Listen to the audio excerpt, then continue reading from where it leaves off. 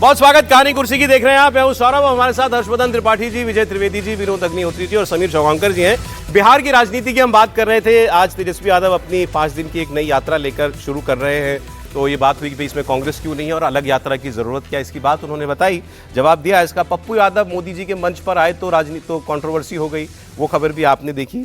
अब एक ऐसी तस्वीर आपको दिखाता हूं कल मोदी जी के मंच की, जिस पर और विवाद हुआ, लेकिन कुछ को लगी बड़ी स्वाभाविक सी बात और कुछ को लगा नहीं, ये ठीक नहीं था। हुआ ये कि आजकल मुख्यमंत्री नीतीश कुमार अलग मूड में रहते हैं वो, और खास तौर से अब जब वो एनडीए में इस बार आए हैं और अब चुनाव जैसे जैसे नजदीक आ रहा है, तो वो हर मौके पर एक तो ये बताते हैं कि हमसे गलती हो गई थी जब हम वहां चले गए थे। अब तो वो मंच पर अपने नेताओं को, जेडीयू के नेताओं की तरफ इशारा करके भी कहते हैं हमको यही ले गए थे, ये हमको वहां ले गए थे, इनकी वजह से हम गए, वरना हम नहीं जाते। तो वो अपनी लॉयल्टी एनडीए के प्रति प्रूव करने का कोई मौका छोड़ते नहीं। अब यहां मोदी जी आए पूर्णिया में, नीतीश जी वहां मौजूद थे, तो नीतीश जी ने जनता के सामने वो सारे कामों की लिस्ट पढ़ी जो प्रधानमंत्री मोदी ने बिहार के लिए किए। नीतीश कुमार ने कहा कि नरेंद्र मोदी ने बिहार के लिए जितना किया उतना काम इससे पहले किसी प्रधानमंत्री ने नहीं किया। नीतीश की इस बात पर सामने बैठी पब्लिक ने तालियां बजाई, लेकिन इसके बाद नीतीश जी ने कहा कि सिर्फ ताली बजाने से काम नहीं चलेगा, खड़े हो जाओ, सब खड़े हो जाओ, खड़े होकर के अभिवादन करो, खड़े होकर प्रधानमंत्री को धन्यवाद करो। तो वो मोमेंट बनाए, वो देखिए आप, फिर इस पर बताता हूं कि क्या विवाद हुआ। बिहार में तो सब काम कर ही दिया गया। अब पहले जो सरकार आई थी, जिसमें हम लोगों के पहले हम लोग तो आए थे 24 नवंबर 2005 को एनडीए का, जिसमें बीजेपी और जेडीयू की सरकार बनी, और उसके पहले कुछ नहीं था और गड़बड़ तो हुआ था बीच में थोड़ा बहुत इधर उधर हो गया, वो छोड़ दीजिए, अब कोई सवाल ही नहीं पैदा होता, हम लोग कोई चीज नहीं करेंगे। तो बैठे हुए हैं आदरणीय प्रधानमंत्री जी, इन्होंने क्या किया, पहले से तो कर ही रहे हैं और अभी भी किए हैं।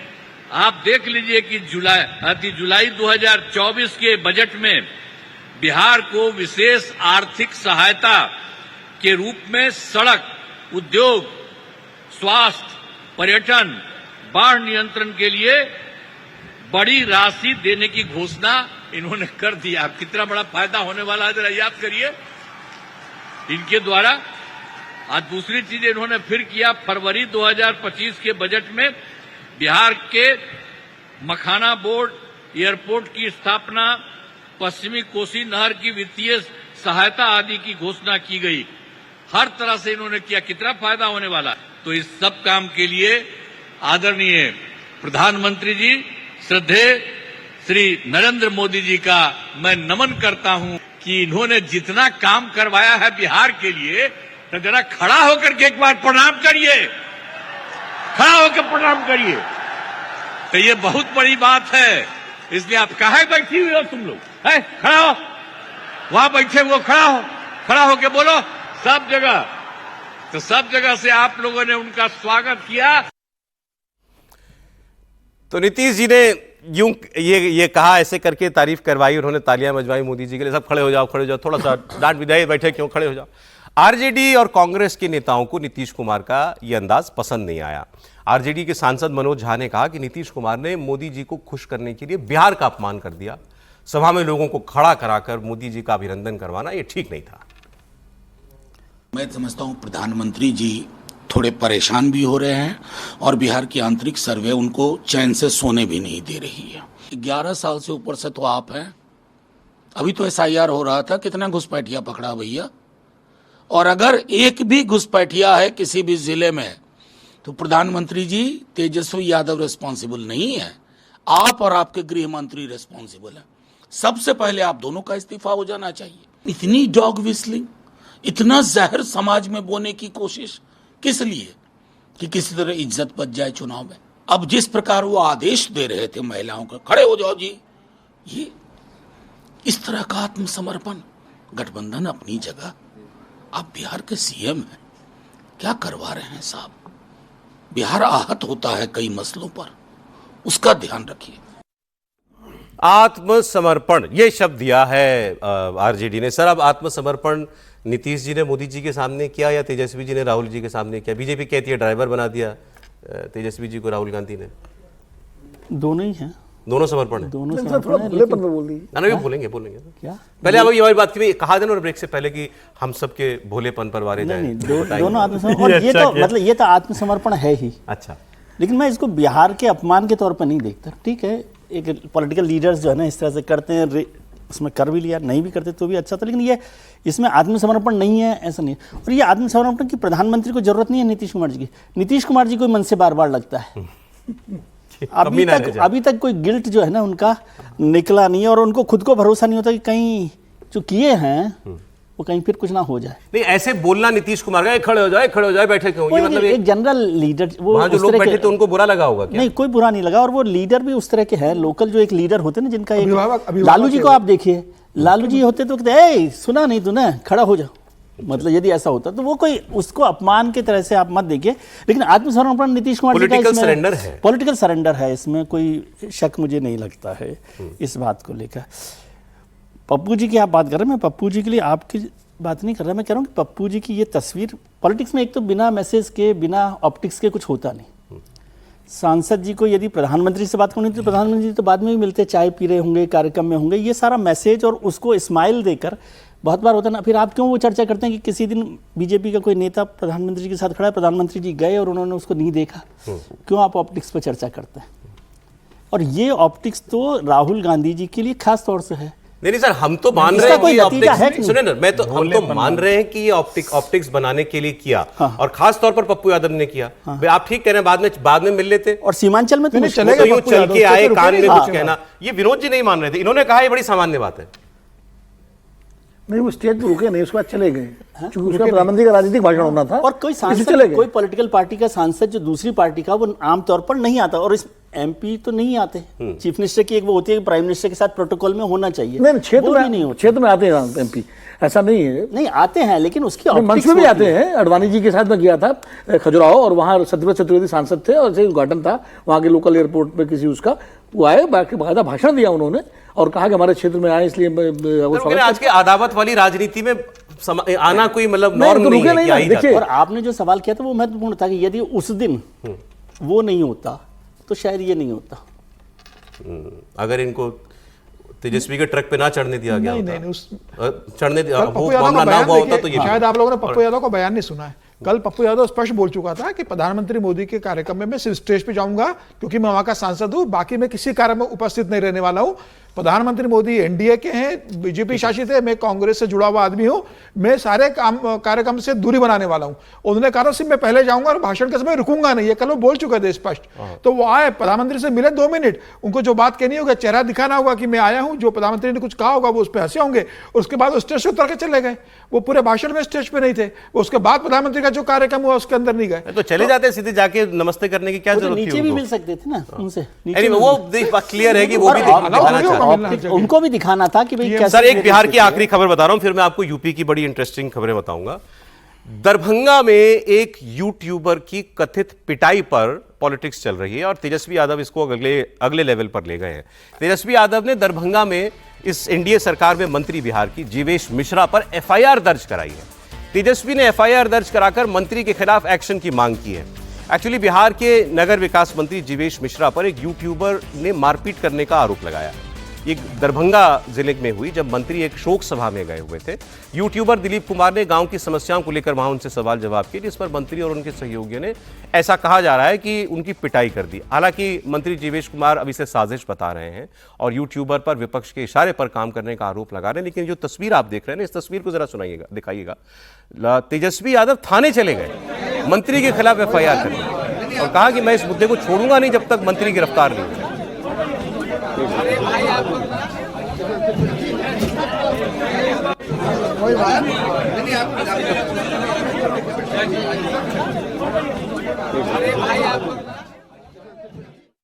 ऐसा कभी होता था 2005 से पहले कि एक एफआईआर के लिए भी नेता प्रतिपक्ष को जाकर के कराना पड़ता था?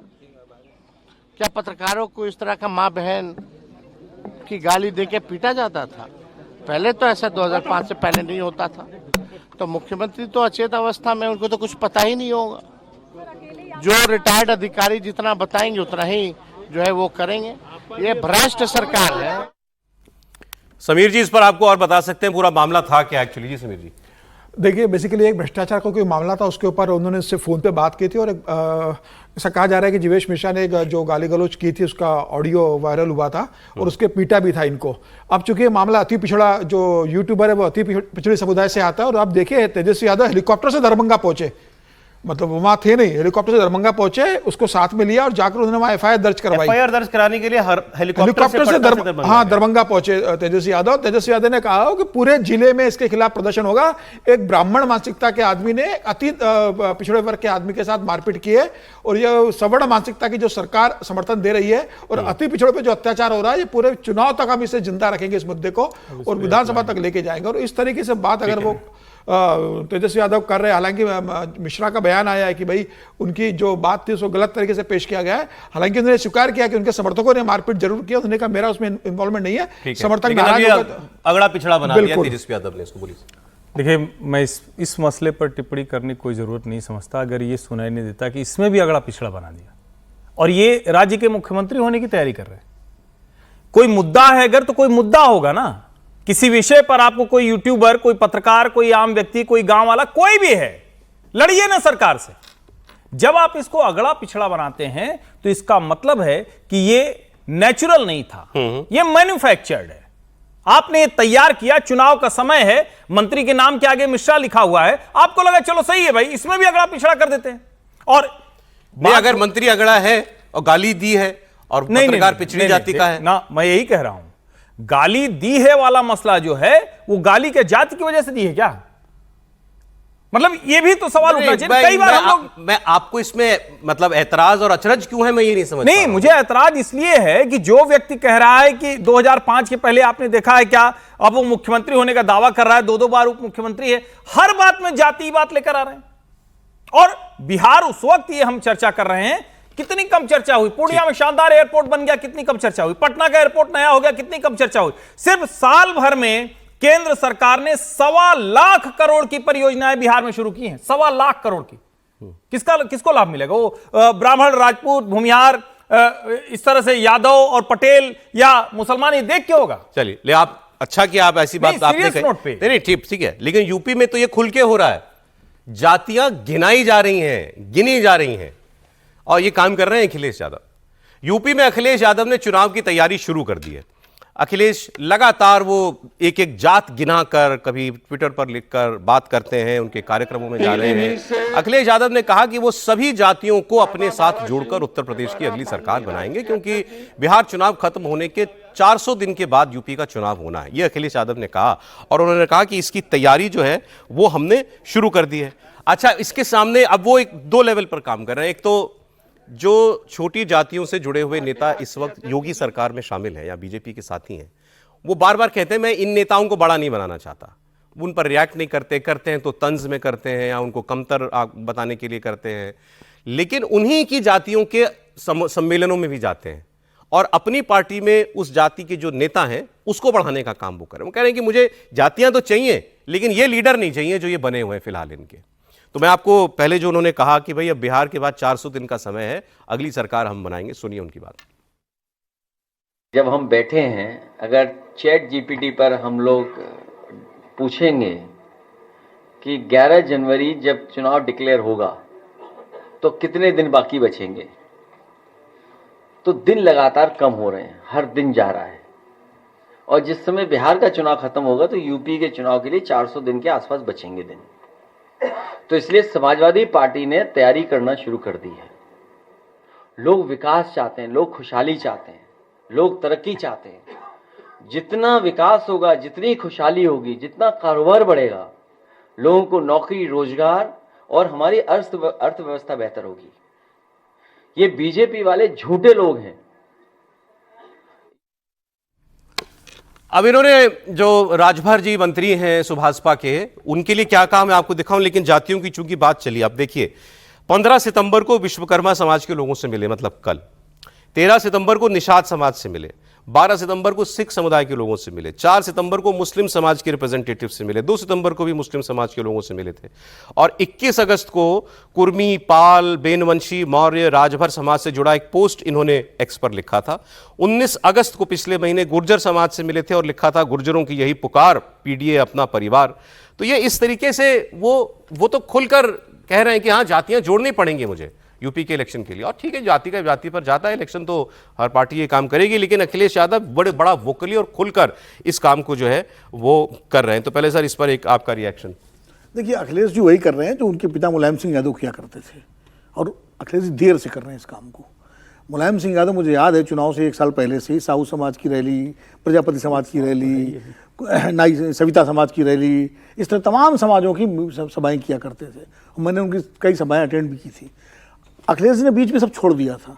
अब उनको जब से पीडीए उन्होंने बनाया है और लोकसभा चुनाव में जो उनको सफलता मिली है, अब उनको लग रहा है कि जो पिताजी का फार्मूला था उसी पे काम करना पड़ेगा, इन जातियों को अलग अलग से एड्रेस करना पड़ेगा। ये तो ये बाकी पार्टियां नहीं करती काम, बीजेपी नहीं करती, बीजेपी भी करती है। बीजेपी ने जो काम अखिलेश यादव कर रहे हैं ना, कि ओम प्रकाश राजभर और संजय निषाद की बजाय उन जातियों के सम्मेलन कर रहे हैं और दूसरे नेताओं को जोड़ रहे हैं, ये काम बीजेपी ने कल्याण सिंह के जमाने में किया था, जब जाटों को जोड़ने के लिए अजीत सिंह को छोड़ करके उन्होंने पूरे पश्चिमी उत्तर प्रदेश में जो स्थानीय जाट नेता थे, वो सुधीर वाल्यान और तमाम जो पुराने अब तो हो गए, उनको जोड़ा था और इसी तरह मीटिंगें शुरू की थी। तो ये सीधे वोटों के जो ठेकेदार हैं जातियों के, उनकी बजाय सीधे उन जातियों के समूहों को संबोधित, नेताओं से मिलने की बजाय सीधे लोगों को एड्रेस करना, ये उनकी रणनीति है। इसी बात को आगे बढ़ाते हुए विजय जी, अब जैसे कल प्रेस कॉन्फ्रेंस में ओम प्रकाश राजभर का जन्मदिन था शायद कल, तो किसी पत्रकार ने पूछ लिया कि भाई राजभर जी का आज जन्मदिन है, आपको उस पर कुछ कहना है? तो उन्होंने कहा जन्मदिन है, मुझे क्या कहना है, हम तो 100 रुपया देते हैं जिसका जन्मदिन होता है।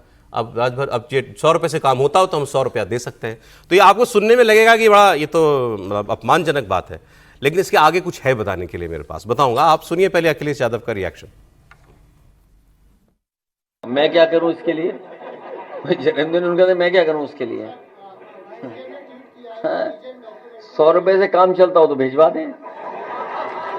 हम तो जो 100 रुपए देते हैं उन्हें, किसी को भी जन्मदिन हो तो। देखो, उनकी बहस इसलिए मत करो, वैल्यू मत बढ़ने दो किसी की। इन्होंने कहा वैल्यू मत बढ़ने दो, फिर लोगों ने 100 रुपए से भी जिसको जोड़ दिया कि 100 रुपया ही वैल्यू लगा रहे हैं ये। राजभर जी के बेटे ने भी बहुत कुछ कहा फिर इनके लिए कि इनकी तो महलों में रहते हैं, पहले क्या थे और बाद में अब क्या हो गए हैं, कभी वो भी उसकी भी वैल्यू बताएं, सारी बातें तो उन्होंने की। लेकिन सर मैंने खबर पढ़ी तो पता लगा कि जो 100 रुपये वाला मामला है ना, एक्चुअली अखिलेश यादव जिसका भी जन्मदिन होता है उसको 100 रुपया ही देते हैं।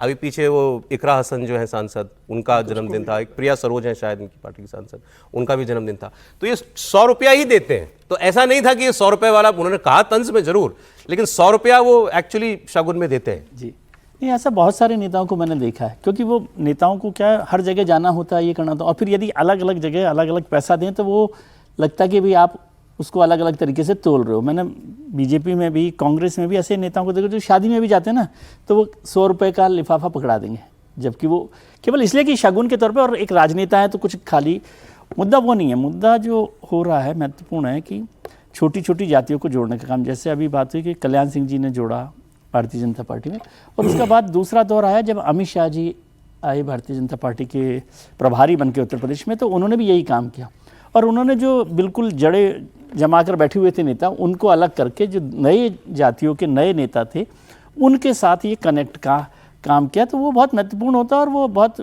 फ़ायदेमंद भी होता है। बीजेपी को तो दिख ही रहा है 2014 का चुनाव, 2017 का चुनाव, और अब अखिलेश जी को तो करने दीजिए ना। बीजेपी के पास तो, अब बीजेपी को तो जातियों की नहीं बात करनी ना, वो तो हिंदू समाज की बात करेगी, तो कोई तो जातियों की चिंता करे। तो अखिलेश जी जातियों की नहीं देता अखिलेश यादव सर। मैंने सुना कि अभी उन्होंने इसी महीने शायद हैसियत भी देखते हैं सर, इकरा हसन और प्रिया सरोज को 100 रुपया ही दिया। तो वो सांसद उनको 100 रुपए दिया ना। तो जया बच्चन भी तो सांसद है ना। 9 अप्रैल को जया बच्चन का जन्मदिन आता है, तो पिछले साल 9 अप्रैल को क्यों बनारस से साड़ी भेजी थी अखिलेश यादव जी ने, डिम्पल यादव जी ने, ये अलग बात हो गई। खैर भाई तो वहां 100 रुपए नहीं भेजे। उन्होंने देखा ना कि बच्चन साहब है, अमिताभ जी की वाइफ है। मैंने ये बात इसलिए बताई कि प्रिया सरोज और जया बच्चन में फर्क है ना। 100 रुपया सुनने में जो है थोड़ा डेरोगेटरी लगता है, लेकिन वो आमतौर पर होता है। मैंने बताया कि पहले भी ऐसा कर चुके हैं। मैं बाकी बताएंगे त्रिपाठी जी, 100 रुपए की कहानी और नेताओं की वैल्यू मत बढ़ने दो या 1 रुपया दे, वो तो सम्मान होता है और एक शगुन होता है। लेकिन जिस अंदाज में अखिलेश बोले वो तो अपमान ही था। वो ओम प्रकाश राजभर को नेता समझने को तैयार नहीं। ठीक है, हम लोग भी कई बार कहते हैं ओम प्रकाश राजभर जी का जो अंदाज है, जैसे बात करते हैं, उस पर हम लोग उस पर समीक्षा कर सकते हैं, आलोचना कर सकते हैं। लेकिन अखिलेश यादव कुछ सामंत एक बैठा हुआ है और उसके सामने कुछ लोग हैं, वो उस भाव में लेते हैं, उसी भाव में वो संजय निषाद को बात करते हैं, उसी भाव में वो राजभर को बात करते हैं। अब ये बात उनको कौन समझाएगा?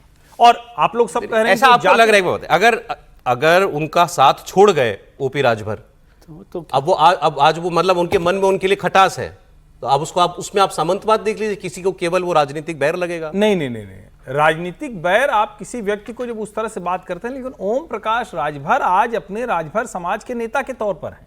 जब आप किसी मुद्दे पर किसी को तंज करते हैं तो अलग, आज उनका जन्मदिन था, कहना क्या चाहिए था, राजभर जी को ढेर सारी शुभकामनाएं, आज नहीं तो कल फिर से उनकी बुद्धि ठीक होगी तो हमारे साथ आ जाएंगे, ये भी तंज कर सकते थे। तंज के तो तरीके हैं। या आज राजभर समाज की देखिए क्या स्थिति है, उन नेता या कुछ भी कहते, लेकिन जब आप कहते हैं कि अच्छा हम 100 रुपया देते इतने में काम चल जाए, तो किसी के यहां आप सम्मान देने जाते हैं तो कहते हैं काम चल जाए, इससे बड़ा अपमान कुछ हो सकता है? राजभर, और फिर मैं कह रहा हूं किसी राजभर समाज या किसी एक व्यक्ति की बात नहीं। और पता नहीं आप लोग बार बार कह रहे हैं कि वो जाति जोड़ो कह रहे हैं, विजय जी कह रहे हैं अब जाति की चिंता तो वही करेंगे क्योंकि भाजपा तो हिंदू करने लगी। और मुझे तो वो ऐसे आरी चलाते हुए दिख रहे थे, ऐसे कर रहे थे, तो ऐसे तो जुड़ता तो नहीं, ऐसे तो कटता है।